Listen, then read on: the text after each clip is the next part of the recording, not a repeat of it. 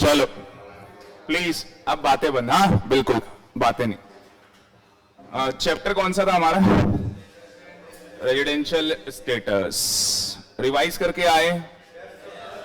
Very good. चलो मेरे को रिवाइज करवा दो फिर।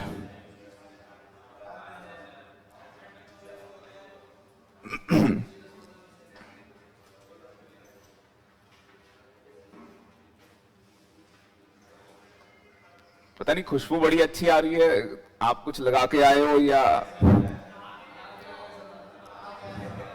सारे नहा के आए हैं ना? लेक्चर नंबर कौन सा? 2। चैप्टर कौन सा है? Residential status. Residential status. सबसे पहले हमने किसका रेजिडेंशियल स्टेटस निकाला था?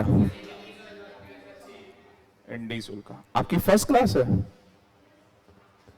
तो यार ये परवीन जी ने फ्रीडर में क्यों नहीं बैठा है? एक फ्रीडर में क्लास चल रही होगी, एक बार आप नीचे रिसेप्शन में पूछ के आओ कि कोई दूसरी क्लास तो नहीं चल रही है, पूछ के आओ एक बार। नहीं बैग साथ में ले जाओ, है ना? जरूरी है।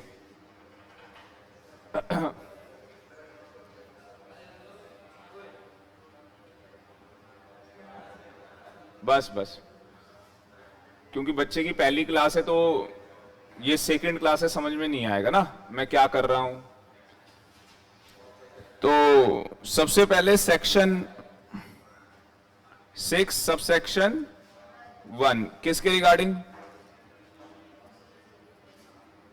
इंडिविजुअल के रिगार्डिंग। किसके रिगार्डिंग? इंडिविजुअल के रिगार्डिंग। कितनी बातें? 2 बातें। या तो ये रेजिडेंट होगा या तो ये नॉन रेजिडेंट होगा। इसको रेजिडेंट कब बोलेंगे? जब 2 बेसिक कंडीशन में से एक सेटिस्फाई कर लेगा। और वो 2 बेसिक कंडीशन क्या है? 182 days or more during relevant previous year। उसके बाद 60 days or more during relevant previous year plus 365 days or more, और इसमें 4 साल, और 4 साल कौन से? Preceding relevant previous year. Very good. इन दोनों में से क्या करनी है? एक कंडीशन सेटिस्फाई करनी है। अगर दोनों में से एक सेटिस्फाई कर ली तो आप रेजिडेंट बन गए। पर रेजिडेंट से काम नहीं चलेगा, आगे हमारे पास एडिशनल कंडीशन है। और एडिशनल जो कंडीशन है हमारे पास, अगर बोथ आपने दोनों सेटिस्फाई कर ली, आंसर यस आ गया, तो आप रेजिडेंट तो बन के आ ही चुके थे, आपको ऑर्डिनरी बना देंगे। आंसर नो आया तो एनओआर बना देंगे आपको। और इसमें वो 2 कंडीशन क्या है? पहले सेकंड वाली, एक मिनट, इनकी ना फ्रीडर बैच की क्लास है और इस चैप्टर की आज सेकंड क्लास है, तो उनको समझ में नहीं आएगा। बच्चा बेचारा परेशान होगा, इरिटेट होगा, मेरा खून थोड़ा कम हो जाएगा कि बच्चा परेशान हो रहा है। अच्छा, तो फ्रीडर का बैच नहीं चल रहा आज? अच्छा,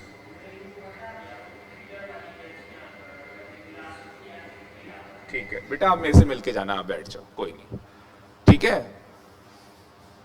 आप बैठो आराम से। देखो हमारे कितने अच्छे बच्चे हैं, मैं थोड़ा सा बोलता हूं चुप हो जाते हैं, और इनकी आंखों के अंदर, सच बता रहा हूं भाई साहब, कुछ तो है। बिल्कुल प्यार मोहब्बत है हमारा। प्लीज एक बार मैं उनसे बात कर लूं। बेटा आपका नाम क्या? जिया। तो आपको घबराना बिल्कुल नहीं है कि सर क्या पढ़ा रहे हो, क्या चल रहा है। आप टीचिंग स्टाइल देख लो, क्योंकि पता है क्या है, सेकंड क्लास है, समझ में बहुत कम आने वाला है। मैं पहले ही आपको डिस्क्लेमर दे रहा हूं, ठीक है, घबराना नहीं है। बाकी क्लास के बाद मैं आपसे मिलता हूं, सारी चीजें मैं आपको क्लियर करता हूं, ठीक। कहीं ऐसा ना हो ना क्लास के बाद, बेटा आप बैठ जाओ आराम से, क्लास के बाद ऐसा हो बच्चा बोले जी समझ में नहीं आया, तो मैंने पहले ही बोल दिया समझ में कुछ नहीं आने वाला है। आप बस सर का स्टाइल देख लो, सर पढ़ाते कैसे। मैं आपको छोटे बच्चों की तरह ए फॉर एप्पल याद करा दूंगा, ठीक है, इतना मेरा प्रॉमिस है। और अगर आपने ढंग से क्लासेस ली, ये मेरा प्रॉमिस है 70+ में दिला दूंगा आपको। अपने को इतना ही चाहिए, पर इनके ख्वाब बड़े हैं, इनका ख्वाब है 90+ का, इनको ₹1,00,000 लेना है। चलो आ जाओ, मेरे को रिवाइज कराओ। ऑर्डिनरी रेजिडेंट कब बनेगा? सेकंड कंडीशन 730 डेज और मोर, और कितने साल? 7 साल प्रीसीडिंग रेलेवेंट प्रीवियस ईयर। इसमें 2 बार क्या बनाना है? रेजिडेंट। कितने सालों में?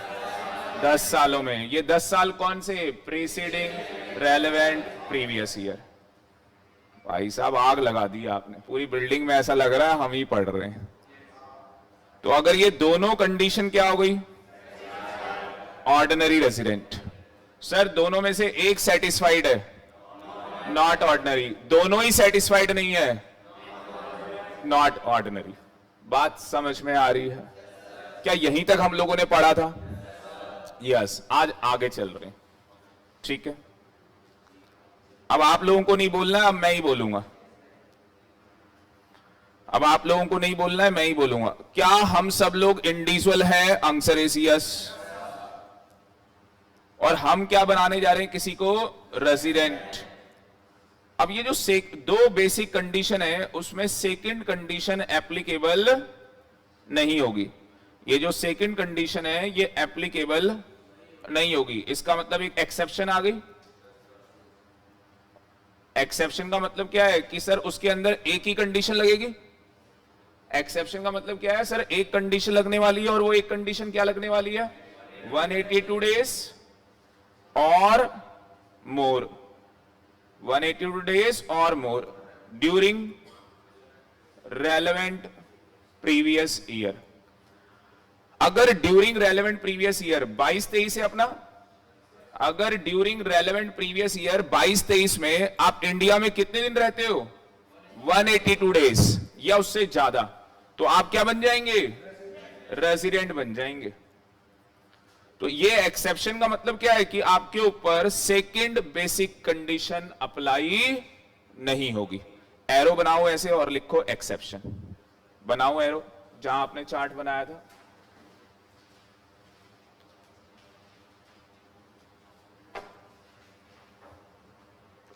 अब देखते हैं कितनी एक्सेप्शन होती है।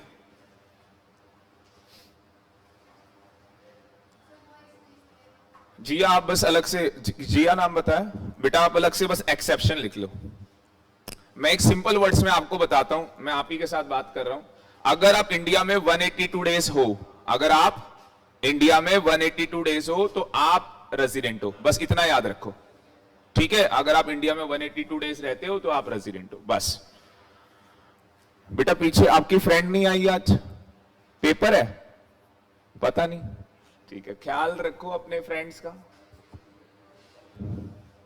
ख्याल रखना जरूरी है।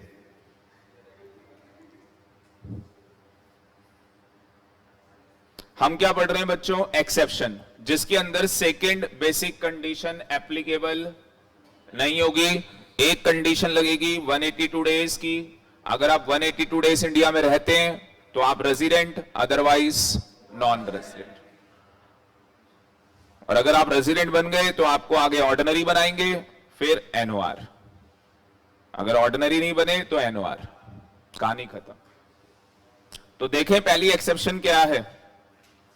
पहली एक्सेप्शन लिखें, हाँ जी, हाँ इसी में लिखते चले जाएंगे ना, इधर यहां लिखते चले जाएंगे एक्सेप्शन, है ना। बिल्कुल, आपको भी आज एक चार्ट पेपर परचेस करना पड़ेगा और अपने घर में जहां आपका स्टडी रूम है वहां सामने लगा देना ये वाला चार्ट बना के। भाई साहब ये देखो ना, मैंने नहीं बनाया, मैंने लास्ट टाइम आपको दिखाया था।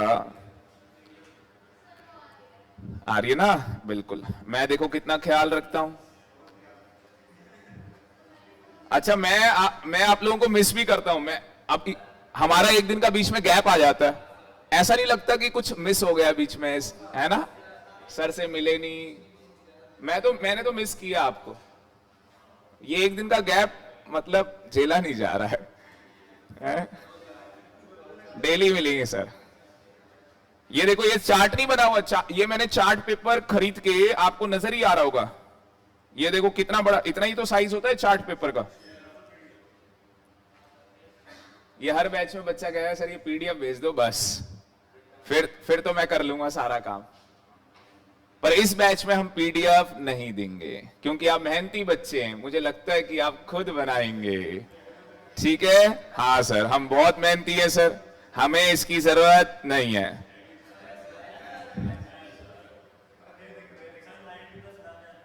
बिल्कुल बिल्कुल, आपको पता ही है सर, ऐसे दे देंगे। वो तो अभी मैं इसलिए बोल रहा हूं कि आप बना तो ले कम से कम, फिर बनाएगा ही नहीं, 2-4 लोग तो ऐसे बैठ जाएंगे। चलो जी, रेजिडेंट वाली कहानी, ये थोड़ा थोड़ा दिख रहा होगा। रेजिडेंट वाली कहानी तो सबको समझ में आ गई है। हम क्या पढ़ रहे हैं?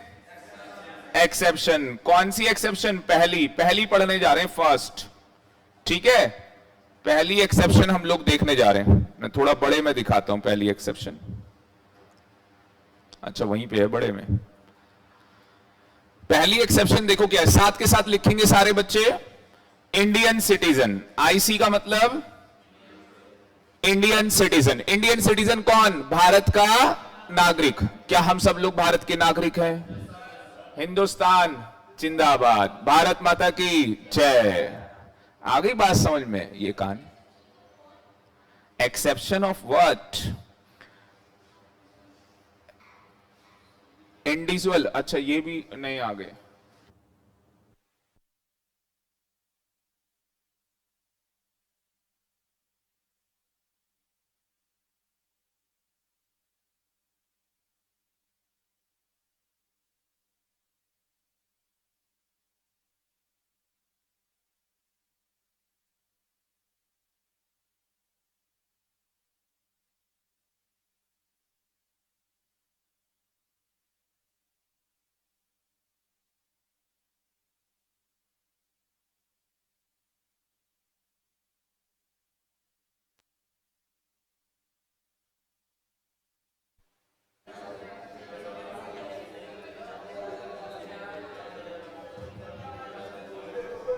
बच्चों शांत हो जाएं, कोई बात नहीं करेगा आपस में, किसी को नहीं देखेगा, मुझे देखो और स्क्रीन को देखो बस, और किसी को देखने की जरूरत नहीं है। सब मोह माया है। बिल्कुल बातें नहीं, बिल्कुल बातें नहीं। अरे क्या कर रहे हो?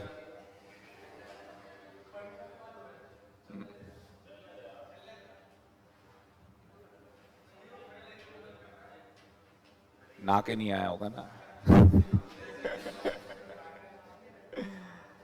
पायल, पायल नाम है आपका? आपने है काजल, आपने व्हाट्सएप किया था? आज नहीं कल कोई नोट्स किए थे शायद, पता नहीं है, तो पायल ने किए किसी ने। यशिका ठीक हो बेटा? यशिका ही नाम है ना? हाँ। आओ बेटा, लड़के की सीट है ये, केजीएफ पार्ट 1 लिख चुका है ये। ठीक है। चलो जी, अब बिल्कुल शांत। देखो, एक और बच्चा नया आ गया है बेटा, घबराने की कोई बात नहीं है। ठीक है, बस आप मन ही मन इतने खुश रहे कि ये चैप्टर इतना अच्छा है कि मतलब आपको खुद अंदर से पॉजिटिव वाइब आने वाली है कि बहुत अच्छा चैप्टर है और मजा बड़ा आ रहा है। बाकी क्लास में कैसे टीचर पढ़ाता है तो वो आप बच्चों से पूछ सकते हैं, मेरे सामने तो अच्छा ही बताएंगे, पीछे ही पूछना आप। ठीक है, क्योंकि देखो एक क्लास में मैं आपको फुल सेटिस्फाइड नहीं कर सकता, और ये सेकंड क्लास है इस चैप्टर की। ये आपने तो फर्स्ट क्लास ली थी पीछे।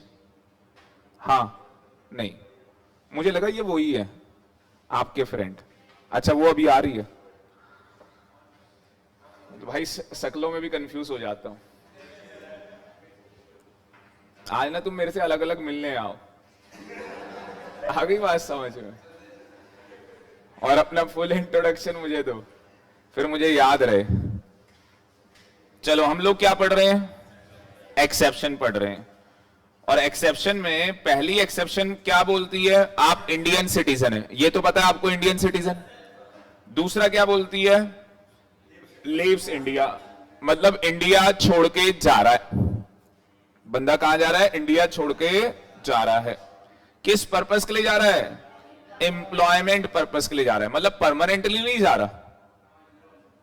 आपको ऐसे इमेजिन कर रहा है, मैं इंडियन सिटीजन हूं, इंडिया से बाहर जा रहा हूं, किस पर्पस के लिए? एम्प्लॉयमेंट पर्पस के लिए। आपको ऐसे सोचना है, ठीक है? सोचना स्टार्ट कर दिया है ना? और कब जा रहे हो? During relevant previous year. तो अगर आप इंडियन सिटीजन हो और आप इंडिया छोड़ के जा रहे हो, किस पर्पस के लिए? एम्प्लॉयमेंट पर्पस के लिए।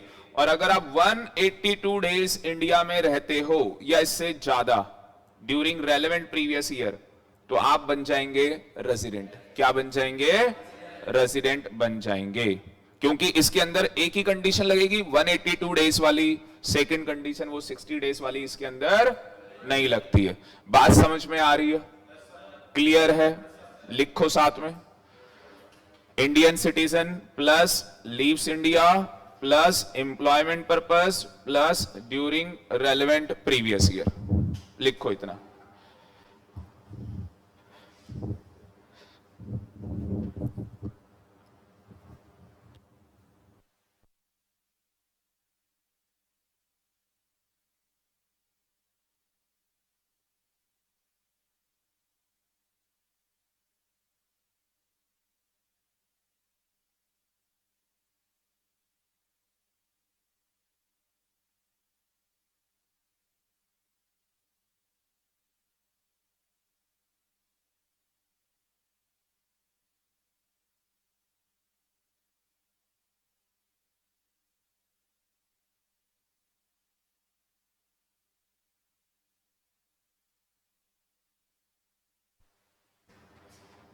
इस बैच में रैंक दिलाना है भाई, चाहे कुछ हो जाए। ऑल ओवर इंडिया रैंक आना चाहिए, फिर अपनी ताज में पार्टी होगी, फिर अलग मजा आएगा। वो आप दोगे?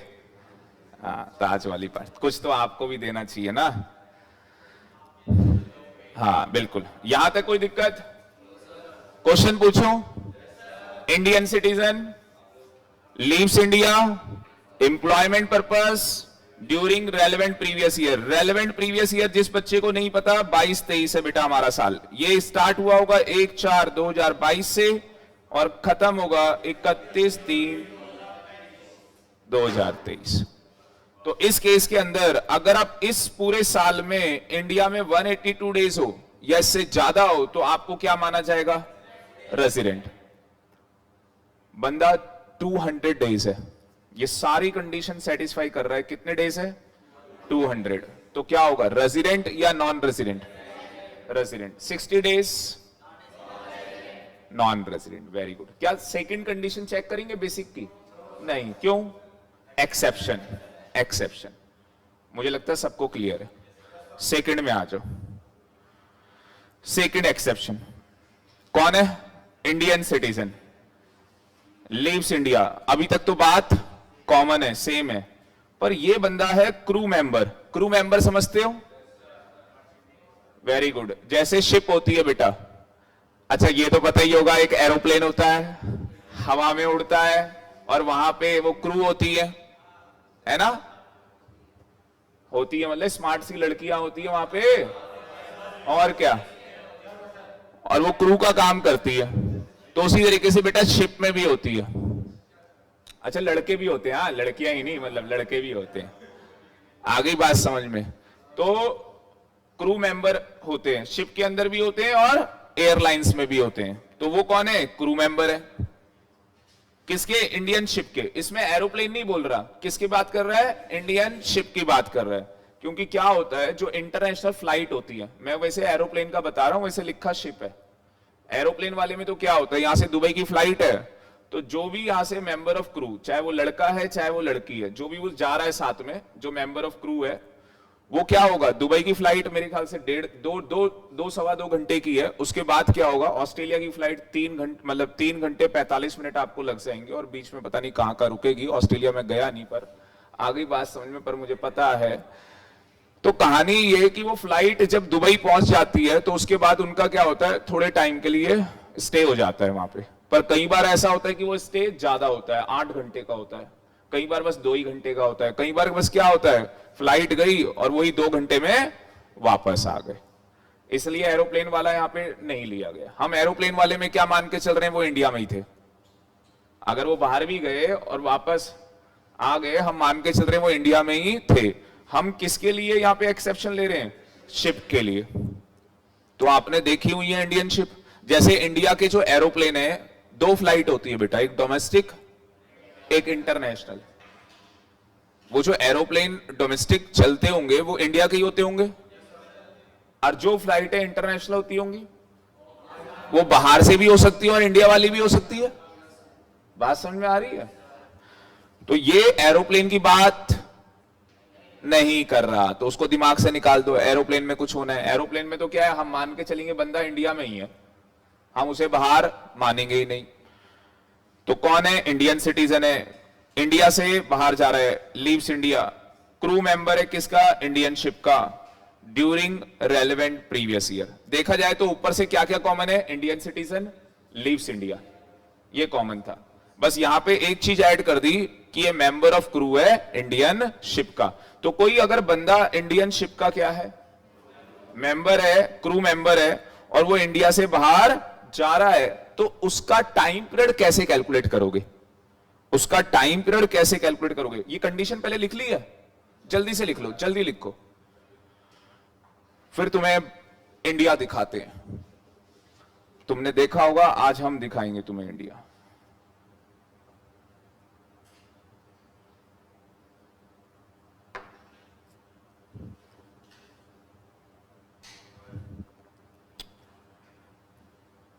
हंसना उसना नहीं, यहां अवार्ड मिले हुए मुझे ड्राइंग में। ये कौन है, इंडिया। हाँ, और यहां पे गुजरात का पोर्ट है, जैसे मैं बना रहा हूं ना ऐसे ही बना ले। और ये गुजरात का क्या है, पोर्ट है, और ये क्या है, पानी है, और मछली जल की रानी है। ये एक लाइन है, ये भी एक लाइन है, इसको बोलते हैं बेस लाइन। इसको क्या बोलते हैं, बेस लाइन। तो इस पानी में बड़े बड़े क्या है, वेसल, शिप चल रहे हैं। वेसल भी बोलते हैं, शिप भी बोलते हैं। तो बड़े बड़े शिप चल रहे हैं इस पानी में। अब यहां पे एक आदमी हमारा पोर्ट पे, और वो इस शिप को क्या करेगा, ज्वाइन करेगा। जैसे हम फ्लाइट लेते हैं और फ्लाइट लेके हम कहां उड़ जाएंगे, बाहर, तो ये भी इस शिप में ज्वाइन करेगा। और इस शिप का क्या है, ये क्रू मेंबर है, मतलब कि जॉब करता है, ये पैसेंजर उसेंजर नहीं है, ये जॉब करता है इसमें। तो ये इसका क्रू मेंबर है। अब शिप में बैठेगा और क्या होगा, ये शिप धीरे धीरे धीरे धीरे करके इंडिया से बाहर निकल जाएगी। ये शिप धीरे धीरे करके क्या होगा, इंडिया से बाहर निकल जाएगी। मैं आने वाली क्लास में बताऊंगा आपको कि पानी के बाद भी इंडिया, अभी पूछना मत क्या है, 200 नॉटिकल माइल्स तक इंडिया माना जाता है। ये मैं बताऊंगा आपको। अभी तक मैंने आपको इंडिया की डेफिनेशन नहीं पढ़ाई है, जानबूझ के नहीं पढ़ाई। बस अभी बस इतना मान लो कि पानी में भी क्या होता है, इंडिया होता है। पानी में भी क्या होता है, इंडिया। सर ये समझ में नहीं आ रहा, 200 नॉटिकल माइल, भाई इतना याद कर ले, 1 nautical mile is equal to 1.853 kilometre. इतना याद कर ले। अब वो किलोमीटर में कन्वर्ट कर लियो, क्या दिक्कत है ना भाई, कोई दिक्कत ही नहीं है। तो धीरे धीरे करके ये वेसल कहां चली जाएगी, इंडिया के बाहर चली जाएगी, और फिर कुछ दिनों के बाद कहां आएगी, दोबारा इंडिया में आ जाएगी। कुछ दिनों के बाद दोबारा इंडिया आ जाएगी, और फिर ये बंदा उतर के अपने घर चला जाएगा। यही होने वाला है। तो हमें इसका जो टाइम पीरियड है, कौन सा टाइम पीरियड इंडिया में मानना है, ठीक है, कितना टाइम पीरियड इसका इंडिया में माना जाएगा, वो कैसे कैलकुलेट करेंगे, वो यहां पे नीचे लिखा हुआ है। साथ के साथ लिखो हाउ टू, क्या लिखा है, how to determine period of stay in India. How to determine period of stay in India for an Indian citizen, IC का मतलब इंडियन सिटीजन।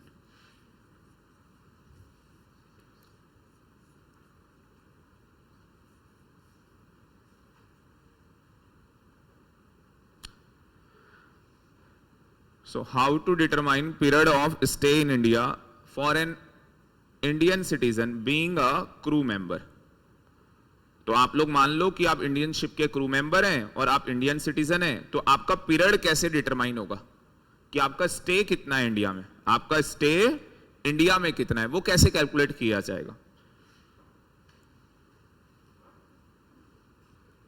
बस ऐसे लिखना, अकॉर्डिंग टू सीबीडीटी सर्कुलर। क्या बोला मैंने wording? According to CBDT circular,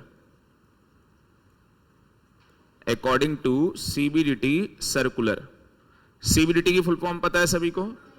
central board of direct tax.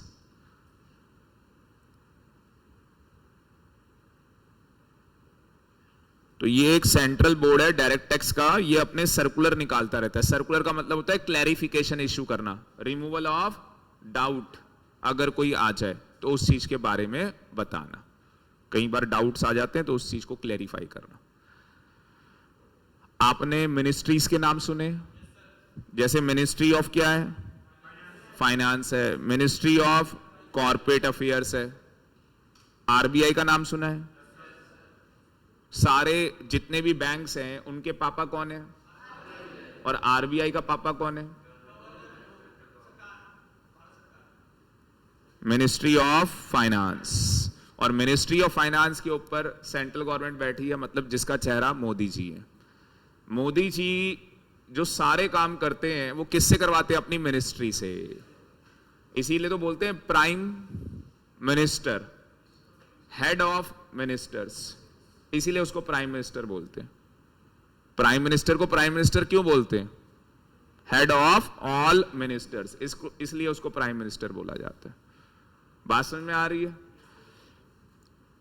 तो CBDT भी उसी तरीके से क्या है बच्चों? एक बॉडी है। जैसे आरबीआई एक बॉडी है, मिनिस्ट्री एक बॉडी है, तो सीबीडीटी भी एक बॉडी है जो डायरेक्ट टैक्सेशन के अंदर कहीं पे भी कोई भी क्लैरिफिकेशन इशू करनी है तो सीबीडीटी इशू करेगा। क्लैरिफिकेशन का मतलब क्या है? Removal of doubt. जिनकी फर्स्ट क्लास है, क्लैरिफिकेशन का मतलब होता है रिमूवल ऑफ डाउट। क्या हो सकता है लॉ को पढ़ते हुए कोई डाउट आ जाए? यस, डाउट हो सकता है। तो उस चीज को क्लैरिफाई कौन करता है? सीबीडीटी। अब देखो सीबीडीटी क्या बोल रहा है, अभी लिखना नहीं है, अभी लिखना नहीं है। सीबीडीटी क्या बोल रहा है? सर ये इतना सारा मैंने पता है क्यों लिखा है।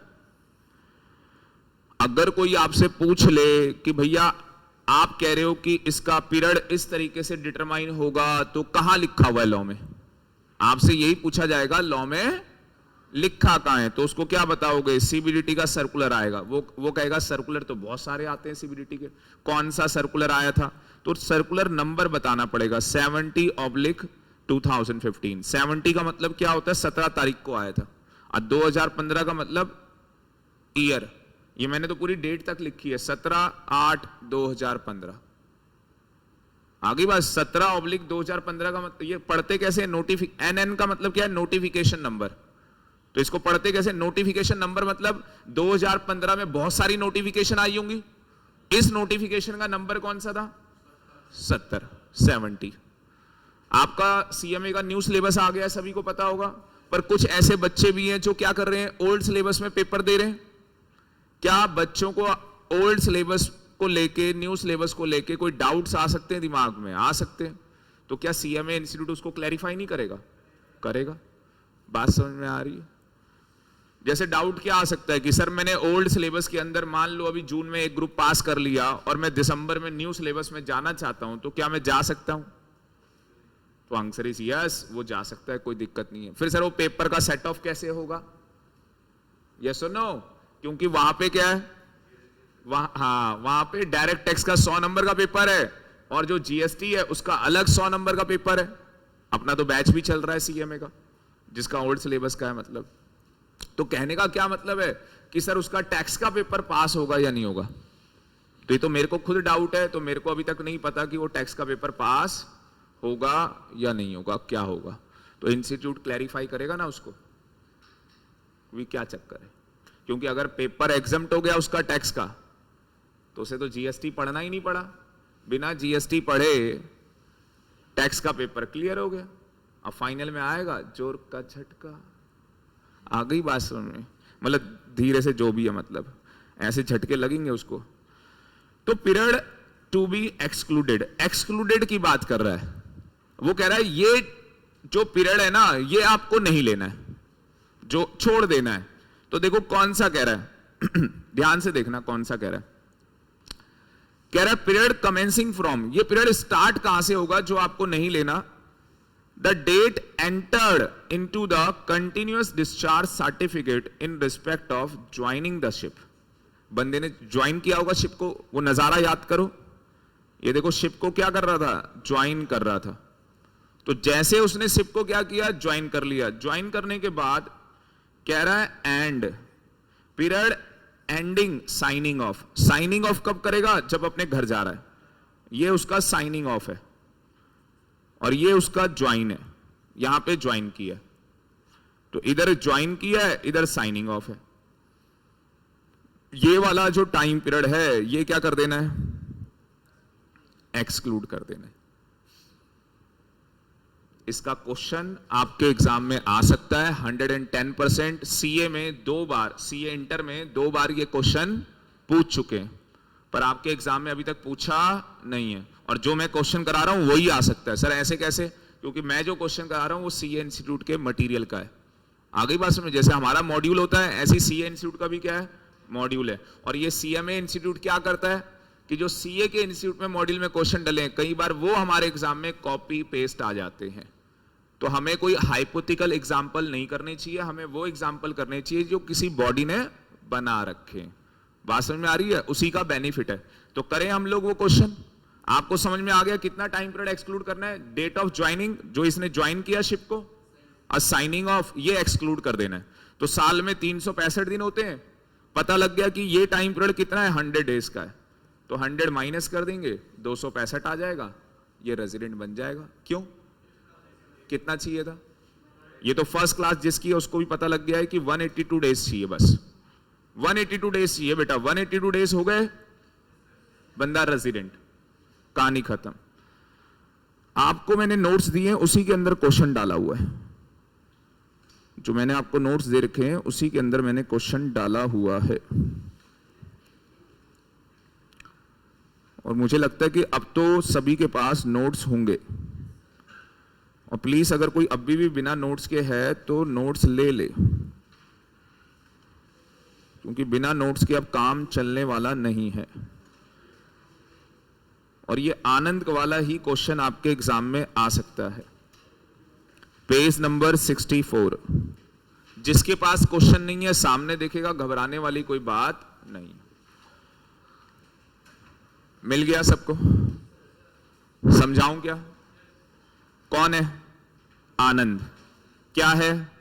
Indian citizen. किसका मेंबर है? क्रू मेंबर है। किसका? सिंगापुर बाउंड इंडियन शिप का। देख लो, इंडियन शिप का।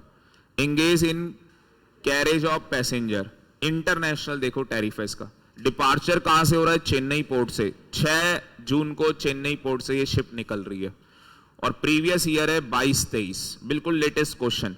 आपको मिस्टर आनंद का आरएस निकालना है, मतलब रेजिडेंशियल स्टेटस निकालना है। एज्यूम कर लो, मान लो कि जो इसका स्टे है 4 साल का, प्रीसीडिंग 4 साल का, वो 400 दिन है। प्रीसीडिंग 4 साल का कितना है? 400 दिन है। हमें इसका रेजिडेंशियल स्टेटस निकालना है। क्वेश्चन दोबारा से पढ़ते हैं। कौन है? आनंद है। क्या है? Indian citizen. किसका मेंबर है? इंडियन शिप का मेंबर है। आ गई बात समझ में? चेन्नई पोर्ट से शिप कब निकली है?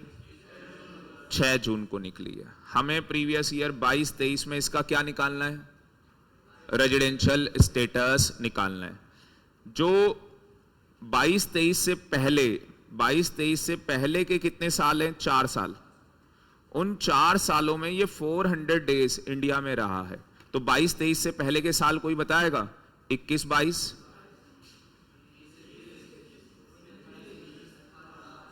और इन 4 का टोटल कितना है? 400। बात समझ में आ रही है? कोई डाउट? अब हमें बस क्या निकालना है कि प्रीवियस ईयर जो है हमारा 22-23, उसमें ये कितने डेज इंडिया है, यस और नो? हमें उसके डेज निकालने बस, क्योंकि अगर उसके डेज कितने आ गए बोलो बच्चों, 182 डेज आ गए या इससे ज्यादा आ गए, तो वो बंदा क्या बन जाएगा? रेजिडेंट बन जाएगा। और रेजिडेंट के बाद हम उसे क्या बनाएंगे? Ordinary resident. ऑर्डिनरी नहीं बना तो नॉट ऑर्डिनरी रेजिडेंट। समझ में आया नहीं आया? स्टेप समझ में आ गए ना?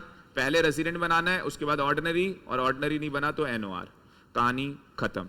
तो 22-23 में चेक करते हैं कि ये इंडिया में कितने टाइम पीरियड था। तो उसके लिए हमें क्या चाहिए? डेट ऑफ ज्वाइनिंग और डेट ऑफ साइनिंग ऑफ। ये टाइम पीरियड हमें क्या करना है? एक्सक्लूड करना है। ये टाइम हमें क्या करना है? एक्सक्लूड करना है। Date of joining, date of signing off. ये देखो दे रखा है डेट ऑफ ज्वाइनिंग कितना दे रखा है? 6 जून। 6 जून को ही मेरे ख्याल से चेन्नई पोर्ट से निकली थी शिप। और साइनिंग ऑफ कब की डेट है? 9 दिसंबर। आ गई बात समझ में? जरा कैलकुलेट करने स्टार्ट करो। ऐसे बना लो रोड मैप, 1/4/2022 और खत्म कब होगा? 31/3/2022।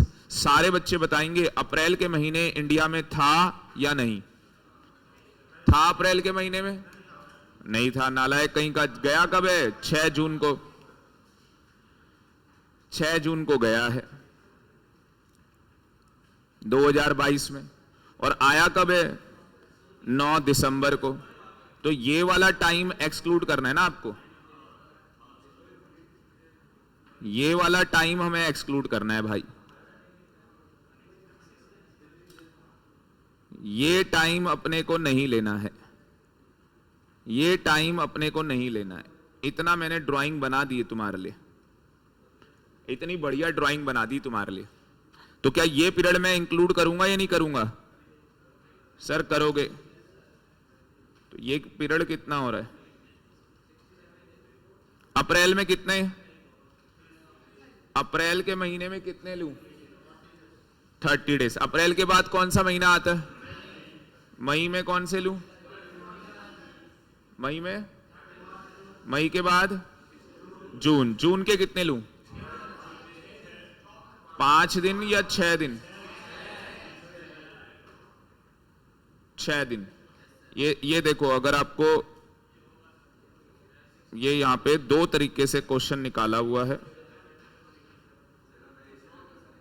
अच्छा एक, चलो ले लो, ऐसे ले लो, कोई नहीं। अप्रैल के बाद क्या आता है? ओ सॉरी, जून के बाद क्या आता है? जुलाई। जुलाई के कितने? जुलाई के बाद अगस्त के कितने? सितंबर, अक्टूबर, नवंबर, दिसंबर आ गया भाई। दिसंबर के बोलो। दिसंबर के बच्चा कह रहा है 9 तारीख है। 31 का होता है तो क्या करेंगे? 8 माइनस करेंगे। सर 9 नहीं, 9 को तो इंडिया आ गया था, तो कितना हो गया? 23 हो गया। 23 जनवरी, फरवरी, मार्च। एक बार इधर का ये टोटल देख लो कितना हो रहा है? 4।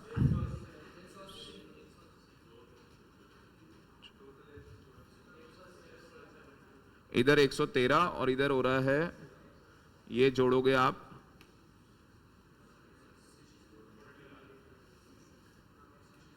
कितना? 67। 67 और जोड़ोगे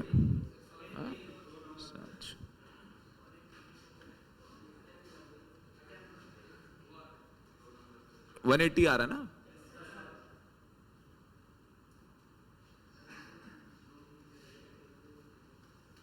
वन 180 इसमें आ रहा है, 178 आ रहा है। तो आपने क्या गलती की है? देखो ये ध्यान से प्लीज। ये यहां पे क्या बोला था? पीरियड बिगिनिंग फ्रॉम कहां से होगा और एंड कहां होगा? तो मिस्टर जो आनंद है, जब आप इसका कंप्यूट करेंगे एक्सक्लूड, मैंने क्या बोला था, इसका मतलब क्या समझ में आया कि सर 6 जून को भी क्या किया जाएगा, एक्सक्लूड, 9 दिसंबर को भी क्या किया जाएगा, एक्सक्लूड। अब आपने गलती की है, दोबारा कभी जिंदगी में नहीं करने वाले, पर जब फ्लाइट से जाता है तो क्या होता है, इंक्लूड करते हैं। तो आप समझ में आ गया होगा कि शिप के केस के अंदर एक्सक्लूड करना है। अब ये पेपर में मिस्टेक नहीं होने वाली, क्योंकि यहां आप कर चुके हैं। आ रही बात समझ में? अब बताओ दोबारा से, अप्रैल के कितने 30 डेज, मई और जून के कितने 5 दिन। अब समझ में आ रहा है? ये सारा सही है, ये वाला गलत है बस, क्योंकि इसमें ये 22 आएगा, यस और नो? और 22 क्यों आएगा, 31 में से 9 माइनस हो जाएगा। अब पता है क्या है, जिन बच्चों को वो तो 22 ही कह रहे थे, जिनको मतलब वो नहीं पता ना एरोप्लेन वाला, वो तो 22 ही कह रहे थे। जैसे नए बच्चे, तो नए बच्चे ये सही आंसर कर रहे थे। आपको तो लग ही रहा होगा कि ये तो 22 है, ये तो पागल है, पता नहीं कहां से 23 कह रहे थे।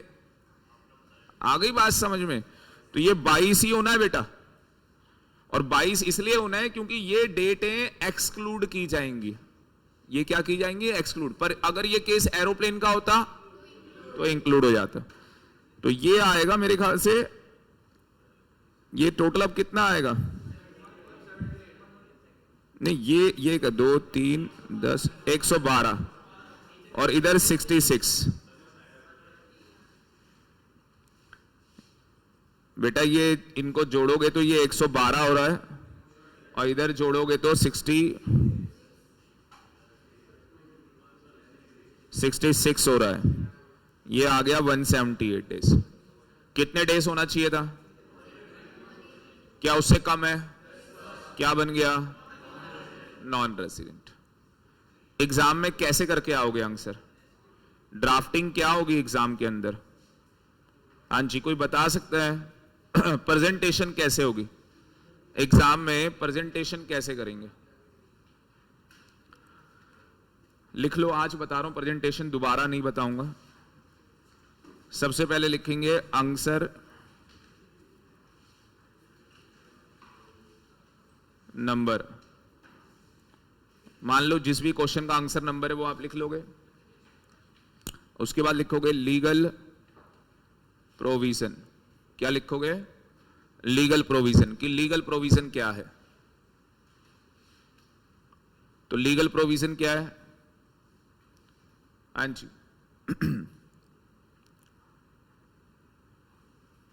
if an individual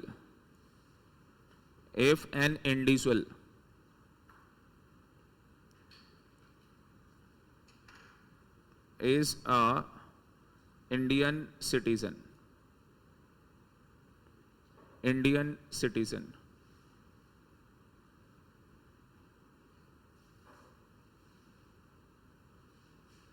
if an individual is a Indian citizen and leaves India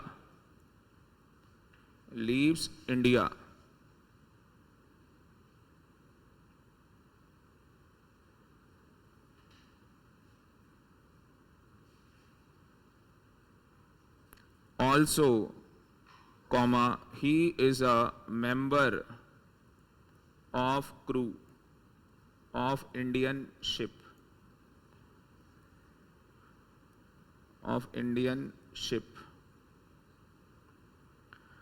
An individual is a Indian citizen, leaves India.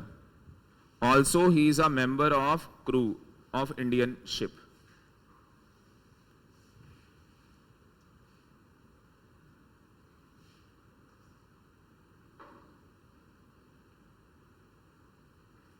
During the relevant previous year. क्या बोला, during the relevant previous year.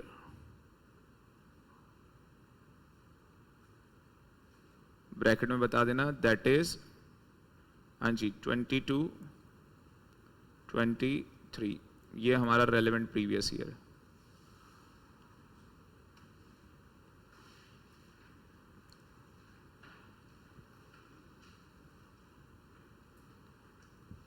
Such individual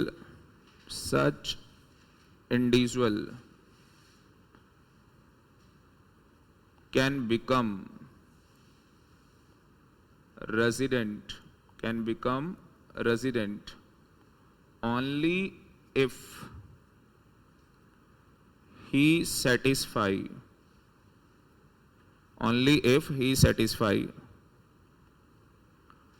one basic condition. आप ONE1 करके लिखना, one basic condition as follows. और वो condition क्या है? 182 days और more during relevant previous year, again that is 22-23।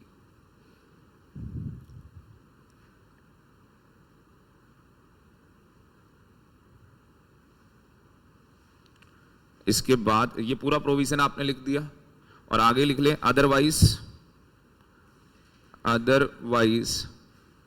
He is called non resident.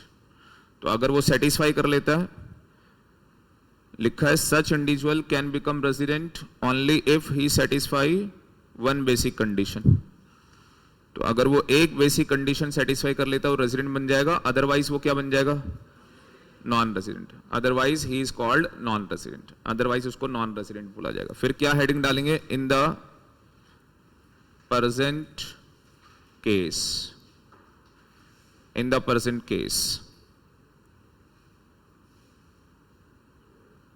Mister Anand, in the present case mister Anand. अब जो प्रेजेंट केस है मिस्टर आनंद का, तो वो आप इस तरीके से बता देंगे, in the present case mister Anand.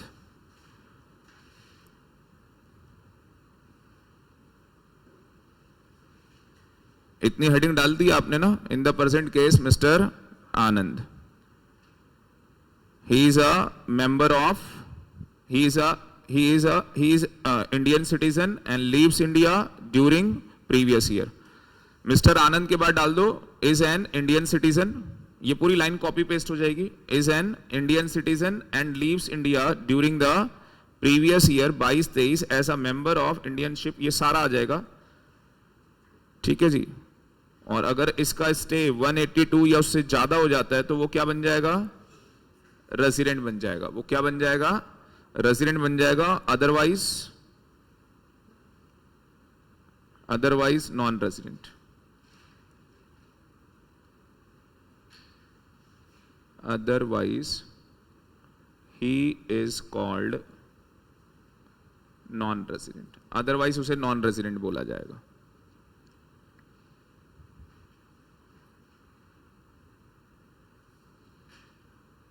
Otherwise उसे नॉन रेजिडेंट बोला जाएगा। उसके बाद आप लिखेंगे, यहां तक लिख लिया, जगह छोड़ दो वरना, या स्पीड में लिख लो। The following time period shall be excluded, the following time period shall be excluded as per CBDT circular। The following time period shall be excluded, the following time period shall be excluded as per CBDT circular। The following time period shall be excluded, the following time period shall be excluded as per CBDT circular। ठीक है जी। उसमें आप क्या लिखेंगे?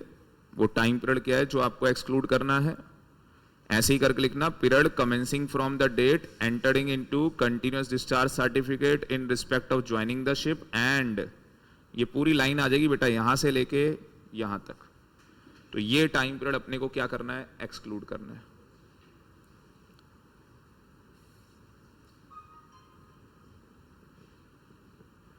ये time period अपने को exclude करना है।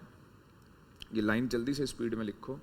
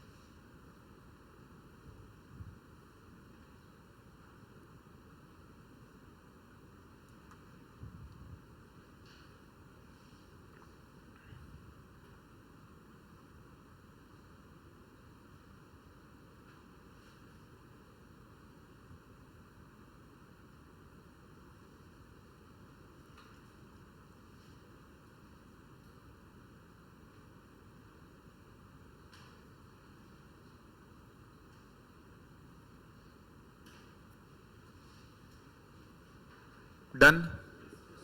उसके बाद क्या करेंगे जी, उसके बाद यहां पे आ जाएंगे। देयरफॉर, एक लाइन छोड़ के, हाँ, therefore the period beginning from 6 June and ended on 9 December being the dates entered.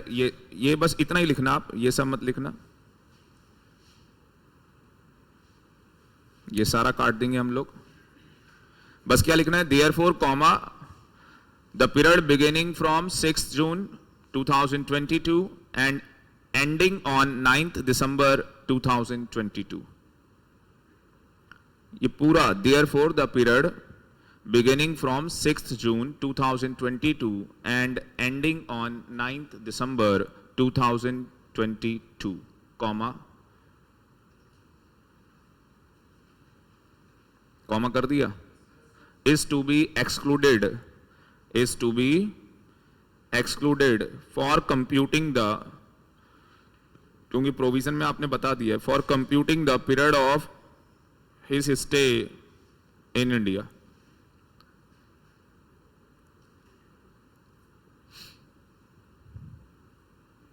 To 2022, उसके बाद क्या लिखा था, 2022 December, is to be excluded for computing the period of his stay in India.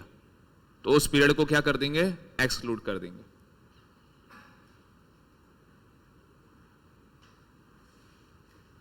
तो आप ऐसे लिख सकते हो। फिर उसके बाद हियर कॉमा, अब मैथमेटिकली जाएगा ना, हियर कॉमा, तो वो कौन सी डेट है, date of joining. Date of joining से लेके कहां तक, डेट ऑफ साइनिंग ऑफ। ये पीरियड क्या होगा, ये पीरियड क्या किया जाएगा, हाँ जी।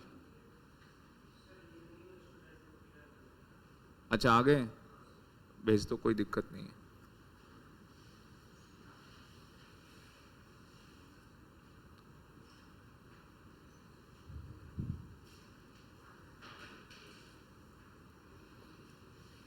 तो ये पीरियड क्या किया जाएगा, एक्सक्लूड किया जाएगा।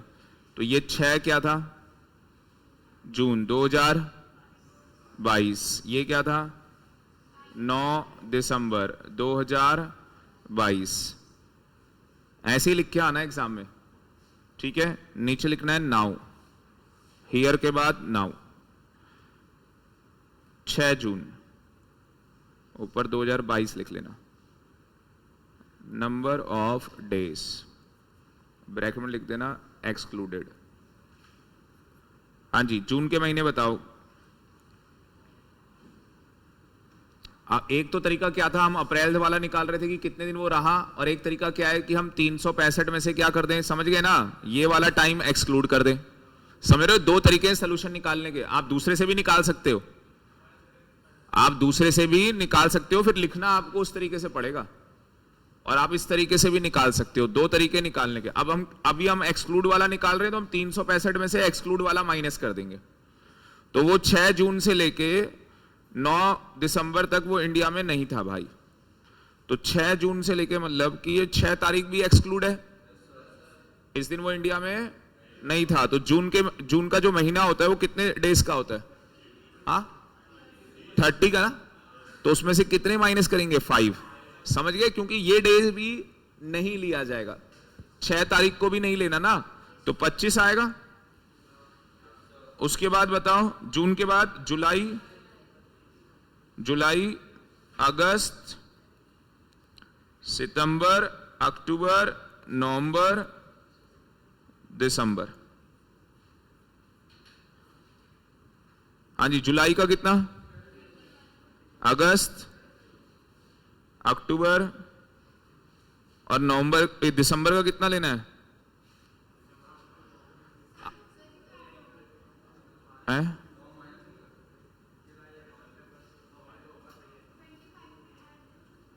25 में कितना ऐड करना है? हाँ तो ये सारा जोड़ लेंगे ना, जून का 25 आ जाएगा, 26 कैसे आएगा?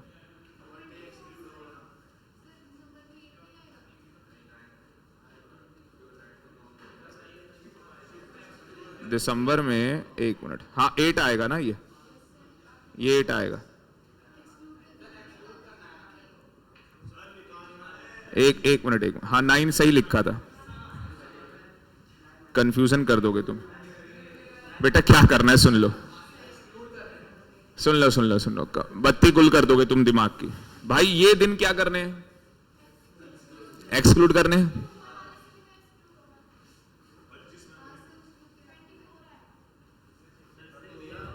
उसमें 24 आ रहा है,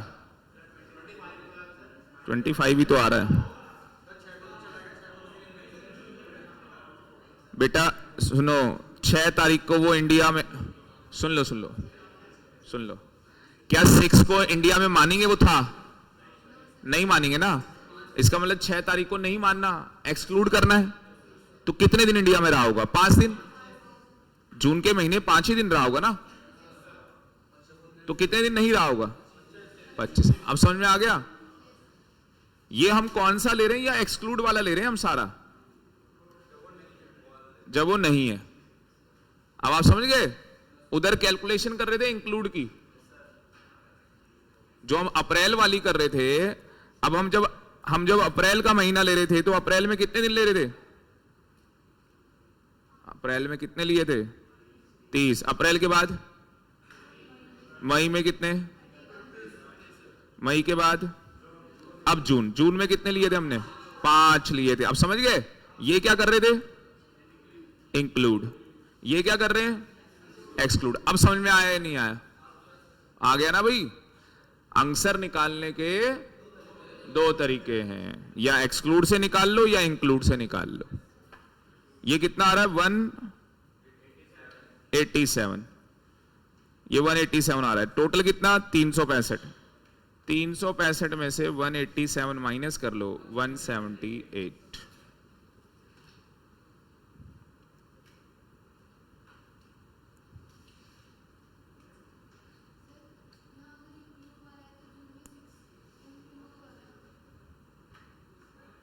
जून में क्या होगा?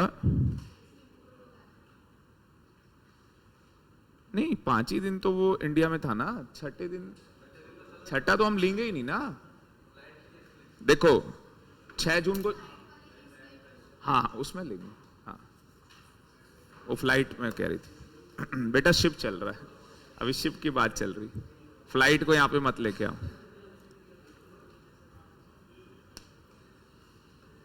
डन है? बहुत टाइम लगा दिया इसमें तुमने, मेरे पता है कितने मिनट वेस्ट करा दिए? 11 मिनट।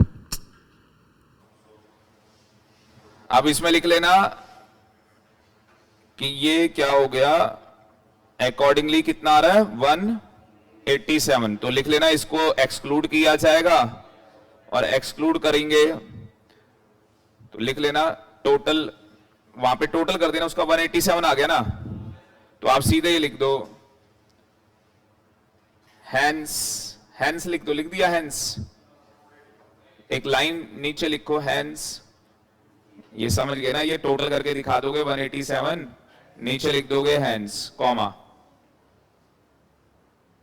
कहां गया hence? Mister Anand period of stay in India during previous year 22-23। ठीक है ना भाई, यहां से mister Anand period of stay during the previous year 22-23 is, सीधे इज लिख दो, इज कितना 178 डेज, और वो ब्रैकेट में बता दो 178 कैसे निकला है, ब्रैकेट में बता दो 178 कैसे निकला है। बाकी तो मुझे लग रहा है बाकी का आगे पेस्ट कॉपी पेस्ट कर लोगे, आगे का पूरा कॉपी पेस्ट कर देना है, आगे का ये पूरा कॉपी पेस्ट।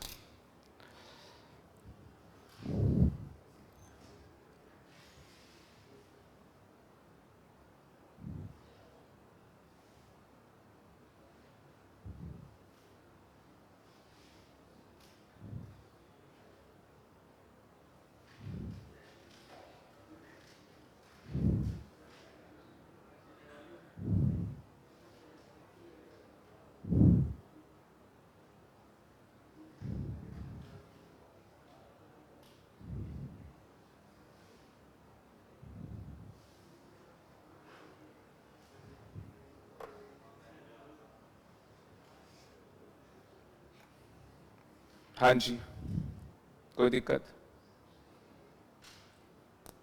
सर पूरा छाप के रहेंगे बस, ऐसे तुम एग्जाम में लिख के आ जाओगे तो फोटो फ्रेम कर लेगा तुम्हारी आंसर शीट की, ठीक है ना, फोटो फ्रेम कर लेगा, इतना मस्त लिख के आओगे तो कहेगा भाई ये तो।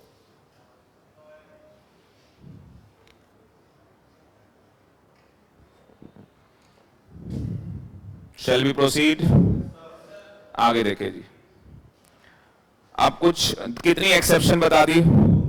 2 रिपीट करोगे। पहली, Indian citizen leaves India for employment purpose during the relevant previous year. दूसरी, Indian citizen leaves India member of, हाँ crew member of Indian ship during relevant previous year, तो crew member of Indian ship, ठीक है जी।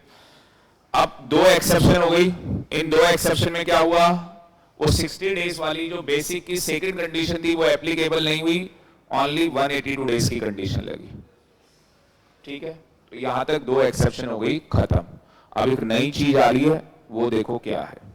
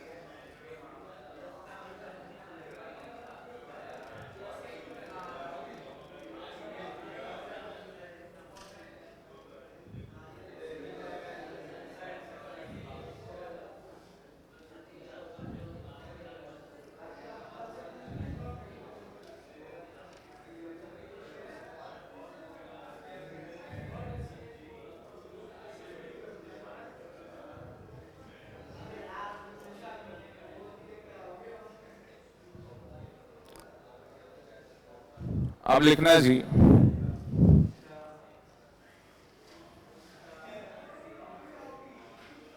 Third exception. अब अगर आप 10 minute चुप रहोगे तो आपको ये चीज समझ में आने वाली है, वरना तुम्हारे सर के ऊपर से एक बाउंसर जाएगा और तुम्हें ये समझ में आने वाली नहीं है।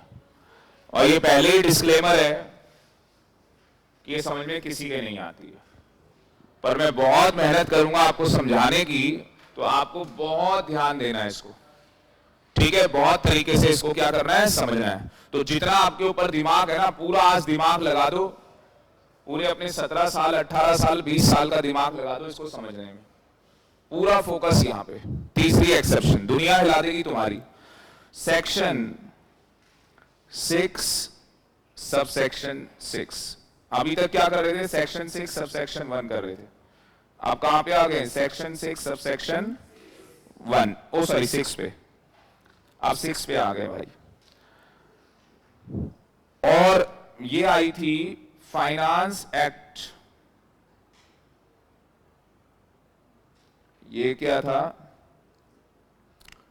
आई थी फाइनेंस एक्ट 2020 में, निर्मला सीतारमन लेके आई थी।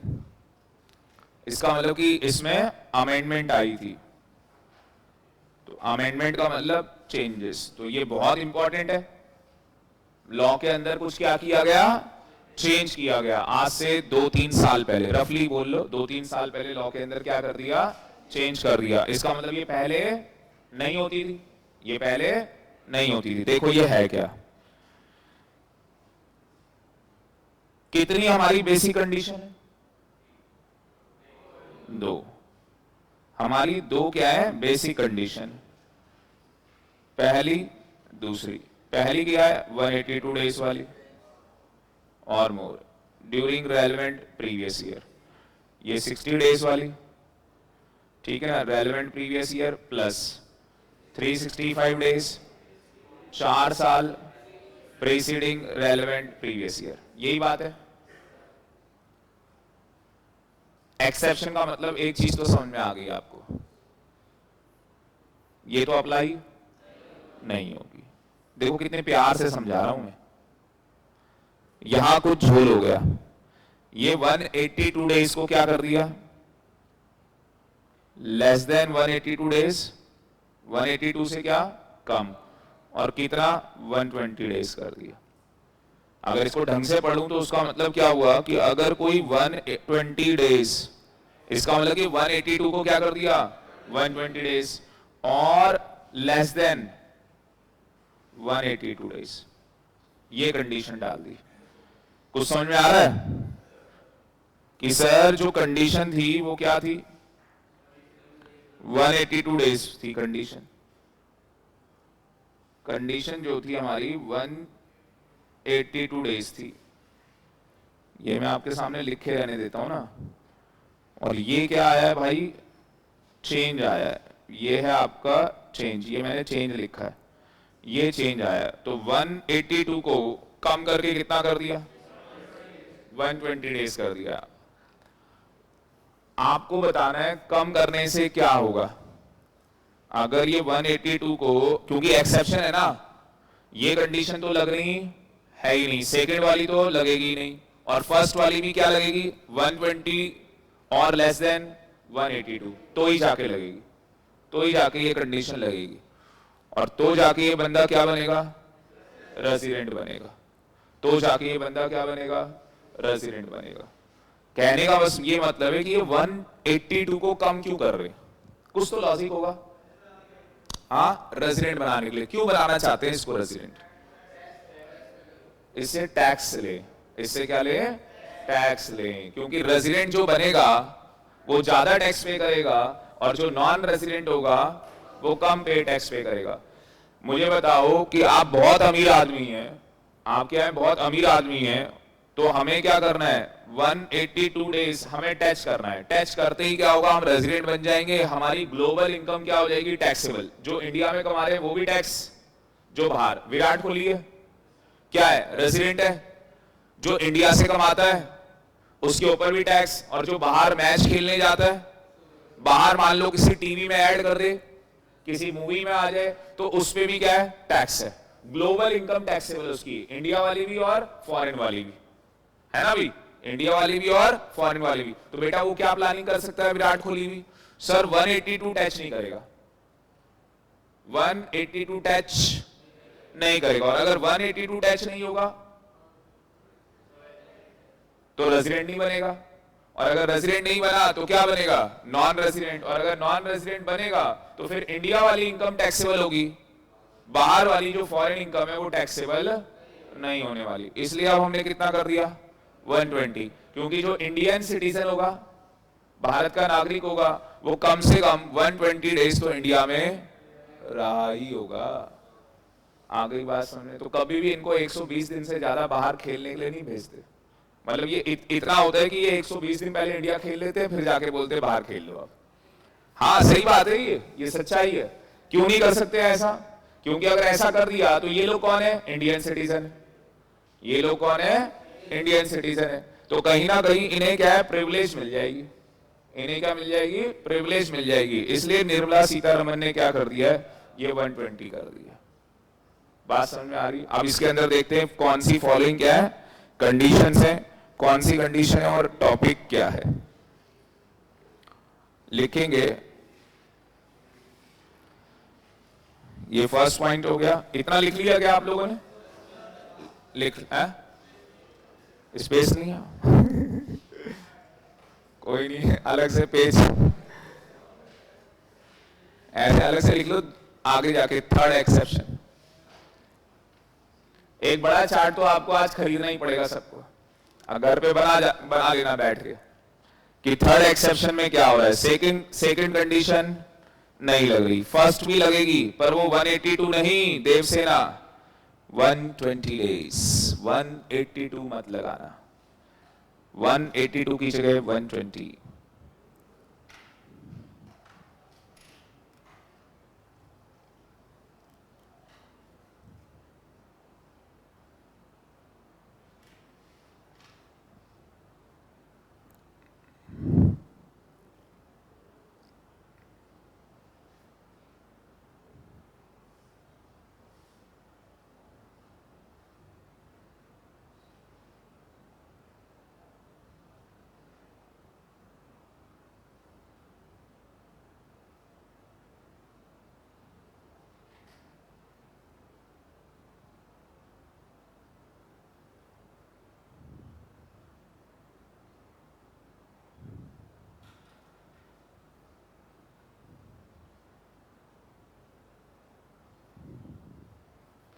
क्योंकि पहले क्या होता था, जो लोग इंडियन सिटीजन होते थे और आउटसाइड इंडिया रहते थे, उनके ऊपर ये सेकंड कंडीशन ही लगती थी, उनके ऊपर एक ही कंडीशन लगती थी 182 वाली। उसमें अमेंडमेंट लेके आगे चले, आगे डन है। लिखना फॉलोइंग कंडीशंस।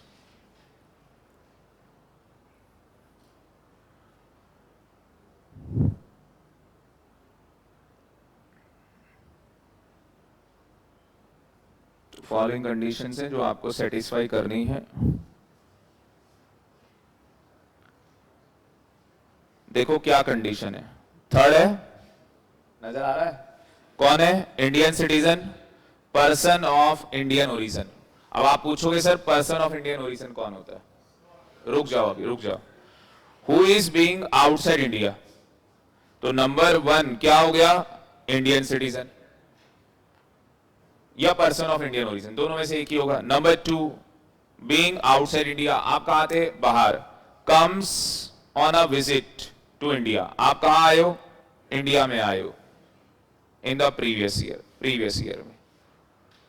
अगर आप ये कंडीशन सेटिस्फाई कर रहे हो और आपने 120 को क्या कर दिया, टच कर दिया, तो आप बन जाओगे रेजिडेंट। इसका मतलब कि जितने भी लोग इंडियन सिटीजन हैं, आप सारे इंडियन सिटीजन हो, आप ऑस्ट्रेलिया जाके रहने लगे, कहां रहने लगे, ऑस्ट्रेलिया जाके रहने लगे, आपको किसी की याद आ गई है, आप विजिट पे आ रहे हो इंडिया, यही तो हो रहा है।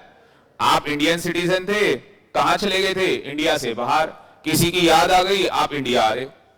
मम्मी आपकी इंडिया में रहती है, पापा आपके इंडिया में रहते हैं, ठीक है ना, या भाई है उसकी सिस्टर इंडिया में रहती है। अब तुम लोगों की सोच थोड़ी खतरनाक है, आगे बात सुने, और वो बंदा इंडिया आ रहा है तो उसको क्या बोला जा रहा है, 120 टच मत करियो। 120 का मतलब समझे, महीने की, हाँ 4 महीने से ज्यादा मत रहियो। अगर 4 वो 120 टच हो गया ना, तेरे को शॉक लगा देंगे हैवेल्स का। आ गई बात समझ में? और शॉक लगते ही तू बन जाएगा रेजिडेंट, तेरी बना दी ग्लोबल इनकम टैक्सेबल। जो तूने बाहर कमाया ना, उसके ऊपर भी इंडिया में टैक्स दे। तो वो क्या करेगा? 119वें दिन फ्लाइट से उड़ जाएगा। ठीक है, चिड़िया उड़ जाएगी बाहर, कहानी खत्म। तो ये क्लाइंट को बता सकते हो आप, ये आप क्लाइंट को बता सकते हो। ठीक है जी, इतना समझ में आया? और चौथी कंडीशन लिख लेना, लिखो पहले तो ये लिखो।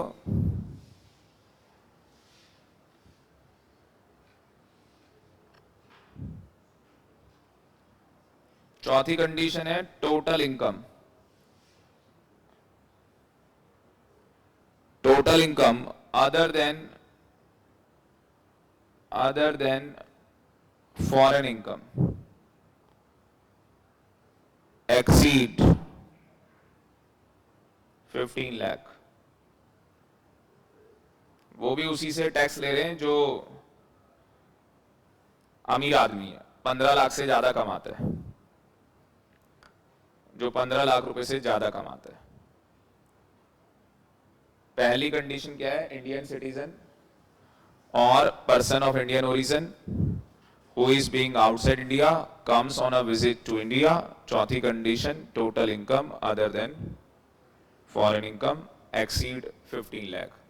इसका मतलब क्या? Indian income. अगर इंडियन इनकम 15 लाख से ज्यादा होगी, अभी दोबारा बताऊंगा, लिख लो पहले, दोबारा बताऊंगा, लिख लो, पर जल्दी लिखो, स्पीड में, ज्यादा टाइम नहीं अपने पास, समय बढ़ रहा है। 20 मिनट है मेरे पास और मेरे को 20 मिनट में आज इंडिविजुअल खत्म कर देना है।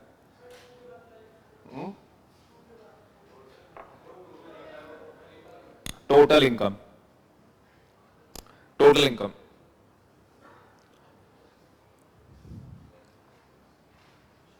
Other than foreign income, FI का मतलब फॉरेन इनकम, एक्सीड 15 लाख,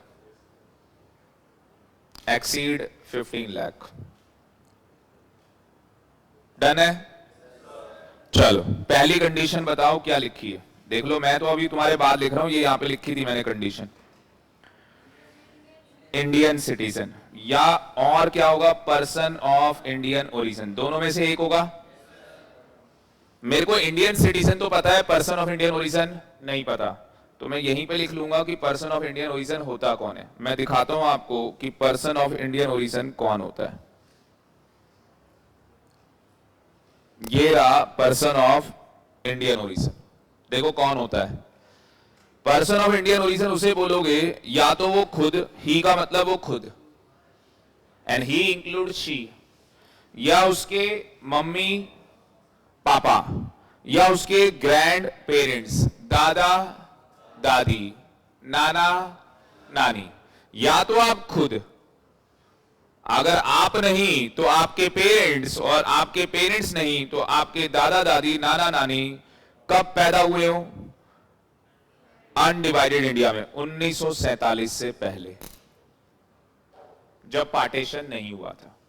तो आप पैदा हुए हो, आप और हम में से कोई नहीं, हम लोग तो नहीं, हमारे मम्मी पापा नहीं, किसी के हैं? नहीं है, ना अपने ना आपके।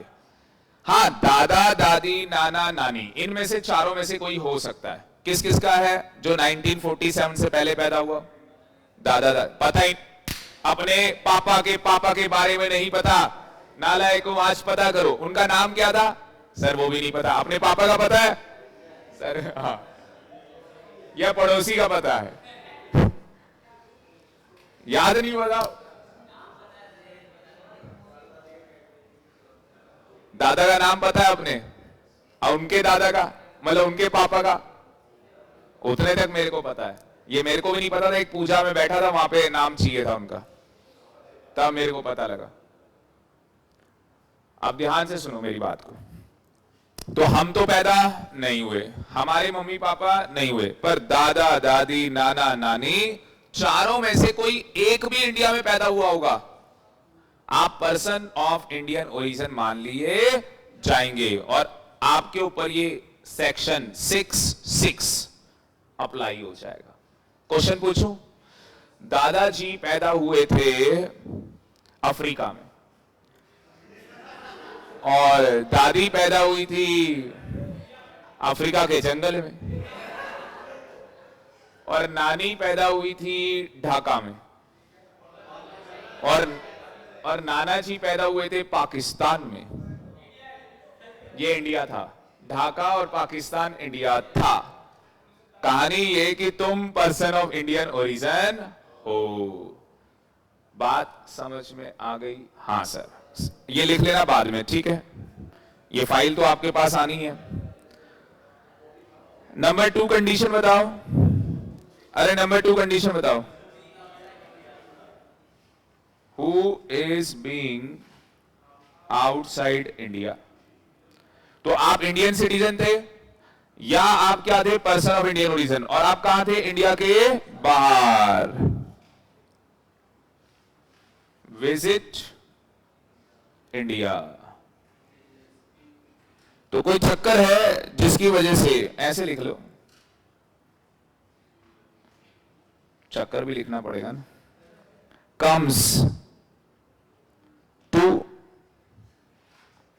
India for visit purpose. बस विजिट पर्पस के लिए आया है, रहने रुने नहीं आया, ठीक है ना? और चौथी condition, total income other then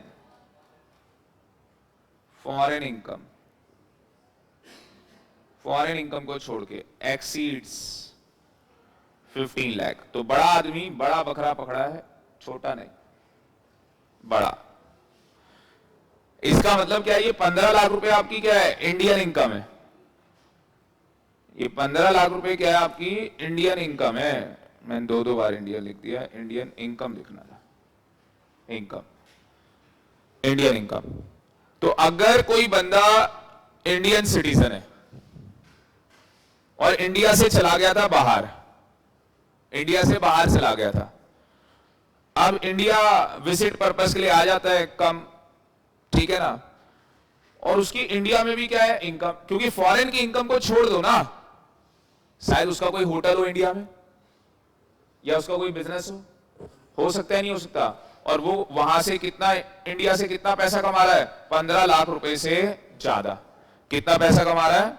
15 lakh रुपए से ज्यादा। तो बेटा हम उसको, अगर ये चारों कंडीशन सेटिस्फाई कर लेता है, हम उसे डीम्ड, वो माने या ना माने, deemed resident and not ordinary resident मान लेंगे। डीम्ड मान लेंगे उसको, वो माने या ना माने, डीम्ड मान लेंगे। और ये कब मानेंगे? जब वो ये कंडीशन क्या करेगा? सेटिस्फाई करेगा। जब वो ये कंडीशन सेटिस्फाई करेगा।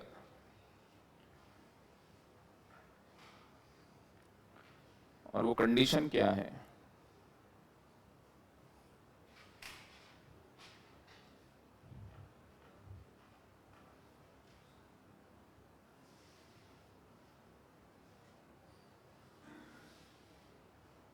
यहां पे लिख लेना following condition. Following condition number 1, सबसे पहले तो क्या होगी? बेसिक कंडीशन होगी। हाँ जी, तो बेसिक कंडीशन क्या होगी बताओ? 120 डेज और मोर बट लेस देन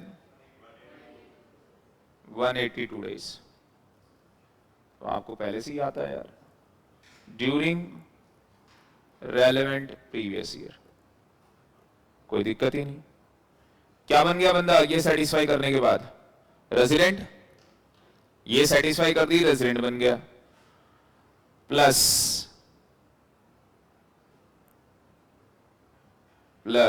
उसे एडिशनल कंडीशन भी सेटिस्फाई करनी पड़ेगी। और यहां पे एडिशनल कंडीशन क्या है? हाँ जी, नंबर 2, दूसरी कंडीशन यहां पे क्या है? दूसरी कंडीशन है यहां पे 365 डेज और मोर समझ गए होंगे। कितने सालों में? 4 सालों में प्रीसीडिंग रेलेवेंट प्रीवियस ईयर। अगर ये बच्चों दोनों कंडीशन क्या होंगी? सेटिस्फाइड, तो जाके वो बंदा क्या बनेगा? RNOR। अगर दोनों में से क्या हो गई? ये सेटिस्फाइड है, ये नहीं है, दोनों ही नहीं है, या जो भी आप कॉम्बिनेशन बनाना चाहो कि सर ये नहीं है ये है, तो उन केसेस के अंदर हाँ जी, फिर तो NR हो गया, इसमें भी NR हो गया, इसमें भी NR हो गया। सेटिस्फाई करेगा तो NOR, otherwise NR, otherwise NR।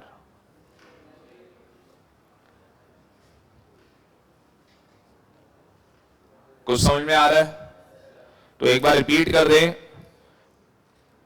एक तरीके से ये प्रोविजन वाली कंडीशन है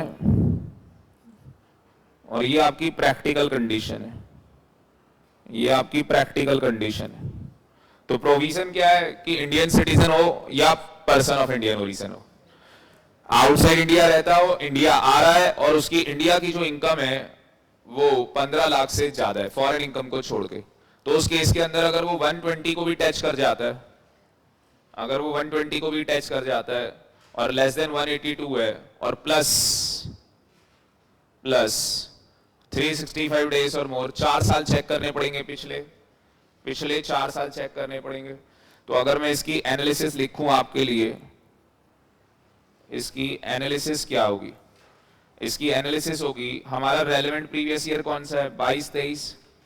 तो 22-23 में वो कितना होना चाहिए? 120 डेज या उससे ज्यादा, यस और नो, और लेस देन 182 डेज। उसके बाद उसके पीछे के 4 साल बोलो, 21-22, 20-21, 19-20, 18-19, इन 4 का टोटल कितना आना चाहिए? 365 डेज या इससे ज्यादा। अगर इन 4 साल का प्रीसीडिंग रेलेवेंट प्रीवियस ईयर का आ रहा है,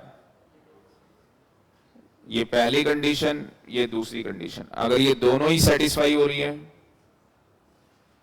तो आप बन जाएंगे RNOR।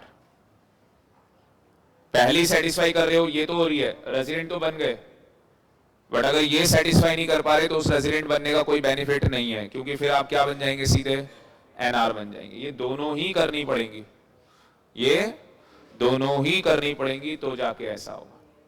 तो ये मेरी एनालिसिस थी, ये मैंने एनालिसिस की, एनालिसिस नंबर 1। कोई दिक्कत इसमें? लिखो एनालिसिस नंबर 2।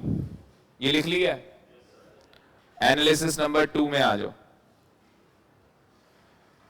एनालिसिस नंबर 2, हाँ जी, कंडीशन बताओ मुझे क्या है? इंडियन सिटीजन या person of Indian origin plus outside India था, plus comes to visit in India, India में आ रहा है, प्लस टोटल इनकम क्या है? एक्सीड है 15 लाख से ज्यादा, अदर देन फॉरेन इनकम। अब मैंने शॉर्टकट लिख दिया सारा, यही बातें होंगी। तो सेक्शन 6(6) की उसने क्या कर ली? कंडीशन सेटिस्फाई कर ली। अब उस बंदे को क्या बनाएंगे हम लोग? रेजिडेंट बनाएंगे। तो 3 सिचुएशन आपके सामने हो सकती है। कितनी सिचुएशन हो सकती है? 3। अगर वो लेस देन 120 डेज है तो क्या होगा? अगर वो 120 डेज टच कर जाता है और बिलो कितना है? 182 डेज है, तो क्या होगा? और अगर वो 182 डेज टच कर जाता है और मोर, ये भी रेलेवेंट प्रीवियस ईयर है, रेलेवेंट प्रीवियस ईयर है, रेलेवेंट प्रीवियस ईयर है, तो क्या होगा? हाँ जी, इस केस में क्या होगा? इस केस के अंदर क्या होगा? अगर लेस देन आता है इसका, ये सारी कंडीशन सेटिस्फाई कर रहा है, ये बंदा सारी कंडीशन क्या कर रहा है? सेटिस्फाई कर रहा है, पर लेस देन कितना आ रहा है? 120, तो क्या होगा? Very good, non resident. ये सारी कर रहा है और ये भी सेटिस्फाई कर ली, रेजिडेंट। पर इसको क्या बनाना है, एनओआर। एनओआर बनाने के लिए क्या प्लस करना पड़ेगा, 365 दिन, यस और नो, या उससे ज्यादा। कितने साल, 4 साल, प्रीसीडिंग, रेलेवेंट, प्रीवियस ईयर।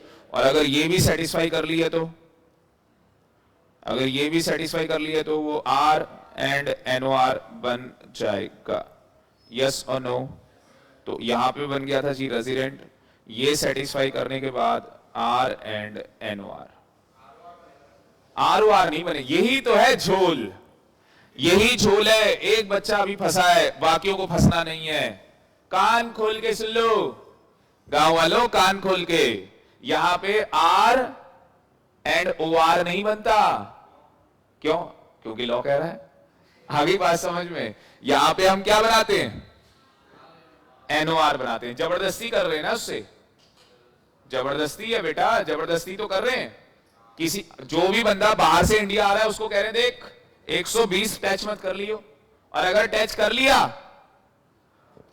नहीं नहीं तो रेजिडेंट तो बन गया। उसके बाद ये चेक कर लेंगे, तो पिछले अपने चेक कर लियो 4 साल। अगर वो 365 आ गए तो तुझे एनओआर बना देंगे, और डीम्ड मतलब तू एनओआर बन गया है। अब तुझे क्या करना पड़ेगा, टैक्स देना पड़ेगा। अब तुझे टैक्स देना पड़ेगा। ये लिखा है सेक्शन 6 सब सेक्शन 6 में। और अगर ये बंदा इसमें आ गया तो 182 टच कर गया तो गलती से, हाँ जी 182 टच कर गया तो रेजिडेंट बन गया। और इसके बाद क्या बनाएंगे, या तो ऑर्डिनरी या एनओआर। फिर वही आप चेक कर लोगे, additional condition. Additional condition satisfy कर रहा होगा तो ठीक है, नहीं कर रहा होगा तो ये बन जाएगा। इसके अलावा तो कोई सिचुएशन मेरे ख्याल से बन ही नहीं सकती। ये पूरा क्रैक्स है इसका। भाई जो बंदा ये कंडीशन क्या कर रहा होगा, सेटिस्फाई, या तो वो लेस देन 120 होगा, या वो 120 को टच कर लेगा, या वो 182 टच कर लेगा। इसके अलावा तो कुछ हो ही नहीं सकता। अगर वो लेस देन गया तो नॉन रेजिडेंट। 182 टच कर लिया, जो सिंपल प्रोसेस था। कौन सा प्रोसेस था, सेक्शन 6 सब सेक्शन 1 वाला लग जाएगा। और ये वाला कब लग रहा है वो आप देख सकते हो। हाँ जी आपका शायद क्वेश्चन है। नहीं नहीं नहीं नहीं, क्योंकि ये करनी जरूरी है। मैंने लिखवाया ना नोट्स में, लिखवाया नहीं, हाँ ये करनी जरूरी है बेटा। मैंने बोला है दोनों करनी पड़ेंगी तो जाके बनेगा, अदरवाइज नहीं बनने वाला, अदरवाइज नहीं बनने वाला।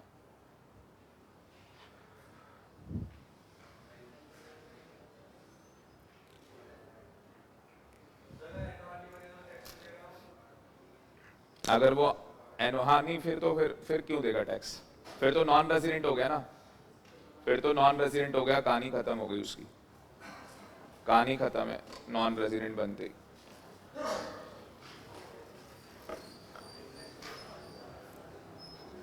Last question of the day. हाँ पीछे दिखा, फोटो ले ले भाई इसकी, टाइम नहीं है बिल्कुल भी, फोटो ले ले, बिल्कुल टाइम नहीं है।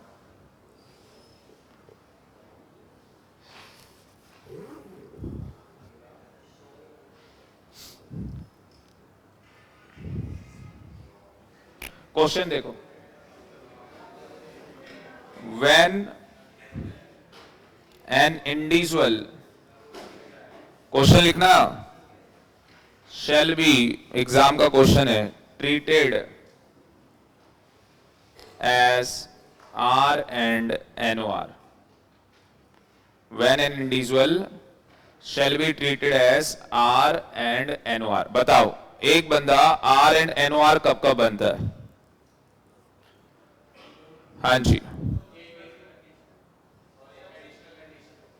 सबसे पहले पता है क्या है, सेक्शन 6(1) में आओ, सबसे पहले इसमें आना है। और इसमें आर एन ओ आर कब बनेगा, सर दो बेसिक कंडीशन है, दो में से एक क्या कर ली उसने, सेटिस्फाई कर ली, और बोथ जो, हाँ वेरी गुड, जो एडिशनल कंडीशन बता रखी है उसमें से एनी वन, वो क्या कर लेता है, एनी वन और, या वो दोनों ही, none of such condition is satisfied. Yes or no?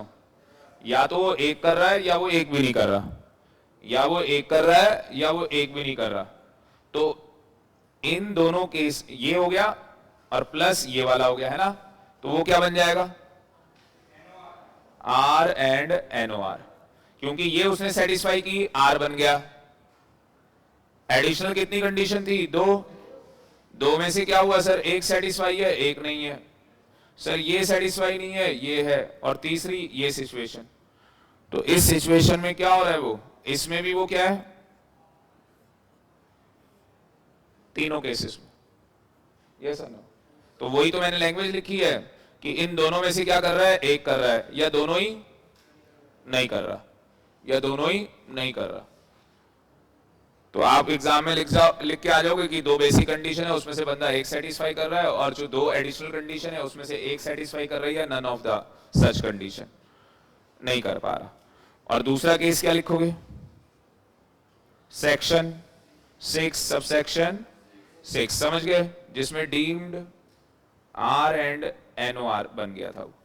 और ये डीम्ड R NOR कब बनता है, इंडियन सिटीजन या person of Indian origin plus outside India plus comes in India for visit purpose, और plus total income exceed 15 lakh other than foreign income. तो इस case के अंदर उसे ओनली 120 डेज सेटिस्फाई करना है, ठीक है, और less than 182 days relevant previous year plus 365 days, और ये भी 365 डेज 4 साल प्रीसीडिंग रेलेवेंट प्रीवियस ईयर. ये कर लेगा तो R NOR बन जाएगा, कहानी खत्म हो जाएगी. मुझे लगता है ऑल टुगेदर पिक्चर क्लियर है, और पता लग गया होगा कि हमारा पिछली क्लास में जो लेवल था उससे ऊपर चला गया लेवल, और बहुत बड़ा लेवल हमारा चला गया. अब कोई आ जाए बस हमारे पास, हम सबसे पहले उसे एक्सेप्शन में पकड़ेंगे. सबसे पहले एक्सेप्शन में ही पकड़ना है. तू इंडियन सिटीजन है, हाँ. इंडिया छोड़ के जा रहा है, हाँ. एम्प्लॉयमेंट पर्पस के लिए जा रहा है, yes, during relevant previous year. तो तेरे ऊपर वो सेकंड जो बेसिक कंडीशन है 60 डेज वाली नहीं लगेगी, 182. फिर दूसरी एक्सेप्शन में आना है, और दूसरी एक्सेप्शन तो कब आएंगे, जब वो क्रू मेंबर हो इंडियन शिप का, अदरवाइज आना ही नहीं है. तो जो क्लाइंट अपने पास आए ना, उससे पूछना है भाई क्रू मेंबर तो नहीं है इंडियन शिप का. अगर वो बोल दे हाँ, तो वो एक्सेप्शन के अंदर है. फिर 60 डेज नहीं 182 डेज लगेगा, और 182 सेटिस्फाई कर लेगा तो फिर एडिशनल दोनों सेटिस्फाई करेगा, तो ऑर्डिनरी, अदरवाइज NOR. तीसरी एक्सेप्शन में कब आएंगे, जब ये सारी कंडीशन सेटिस्फाई करेगा, इंडियन सिटीजन या person of Indian origin outside India comes to visit, total income 15 lakh. ये याद रखना, टोटल इनकम 15 लाख से ज्यादा होनी चाहिए, other than foreign income, foreign income को छोड़ के. अगर वो 120 टच कर गया तो उसे रेजिडेंट बना देंगे, और उसके बाद अगर उसने 365 दिन वाला भी सेटिस्फाई कर दिया 4 साल के अंदर प्रीसीडिंग रेलेवेंट प्रीवियस ईयर में, तो वो बन जाएगा NOR. अदरवाइज आपको दोनों केस पता है कि अगर लेस देन होगा 120 तो NR होगा, और अगर 182 टच कर गया तो फिर तो रेजिडेंट बन गया, फिर तो सेक्शन 6 सबसेक्शन 1 लग जाएगा. कहने का मतलब पता है क्रक्स क्या है, अगर सेक्शन 6 सबसेक्शन 1 लग गया तो सेक्शन 6 सबसेक्शन 6 नहीं लगेगा. ये मैथमेटिकली हो गया. और पहले क्या लगाते होंगे, वेरी गुड, स्टेप्स ही ये होते हैं कि पहले आप ये चेक करते हो कि सेक्शन 6 सबसेक्शन 1 लग रहा है या नहीं लग रहा. उसके बाद आप स्टेप 2 में आते हो, सेक्शन 6 सबसेक्शन 6 लगाओगे. अगर सेक्शन 6 सबसेक्शन 1 लग रहा है तो फिर ये लगाने की जरूरत ही नहीं है. फिर ये लगाने की क्या जरूरत है, बात समझ में आ रही है. आज के लिए इतना ही, थैंक यू वेरी मच, फिर मिलेंगे, खुश रहें, ठीक है जी, हैव अ नाइस डे. कैसा लगा आपको लेक्चर, मजा आया. ये लेक्चर के लिए मेहनत लगती है सुबह 5 बजे उठ के कि बच्चों को कैसे पढ़ाना है. ठीक है जी, thank you very much. Okay bye, take care. Online वालों को मजा आया भाई? ऑनलाइन वाले बच्चे, ऑनलाइन वाले बता दो प्लीज। और जिनका ये लेक्चर छूट गया वो कंप्लीट कर ले अपना लेक्चर।